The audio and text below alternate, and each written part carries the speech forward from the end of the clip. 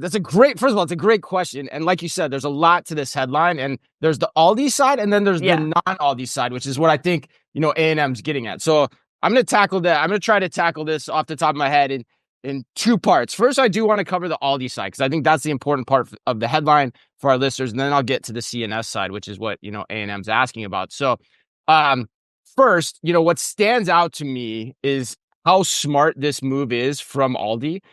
We got an inside look into how Aldi was thinking about all of this, all the complexities related to this acquisition. Initially, interviewed Dan Gavin, the VP of National Real Estate at Aldi, last retail spaces. It was a great conversation. And in that conversation, I know you and I were both struck by how thoughtful Aldi was being around thinking about its prototype expansion. Like Dan was he was very transparent. He's like, some of these stores are easy to convert. Some of them aren't. They're not in great locations. They're not doing the volume necessarily we need. So, when I look back and I combine this with,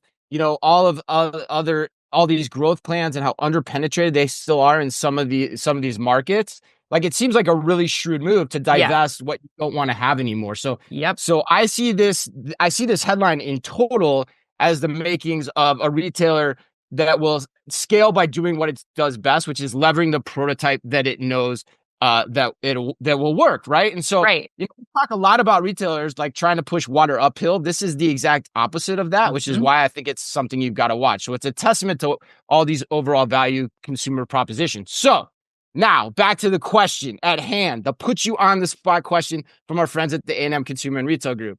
C&S Wholesalers, yes, they seem if you look at their activities over the last couple years particularly, they seem keenly interested in owning and operating their own retail grocery stores. Yes. So I do think we're going to see more of this. It seems like an approach that others are taking as well. Spartan Nash particularly comes to mind. I'm guessing you're thinking that based on your response. But with all that said, there's always a but, and it's a different business model. So running a grocery operation is very different than being a distributor. And I used to work with C&S back in my day running frozen food at Target. So it's a very much more complex task. It might seem like there's all these economic advantages, but it's also a difficult and touchy business running a grocery store. We know there's not a lot of room for error. So I'm curious to see how C&S makes it work in the long term, especially given the fact that Aldi is basically saying, hey guys, you can have these stores back. Yes. So I think that's a particularly interesting thing here. Like, it's kind of careful what you want or what you ask for here, C&S.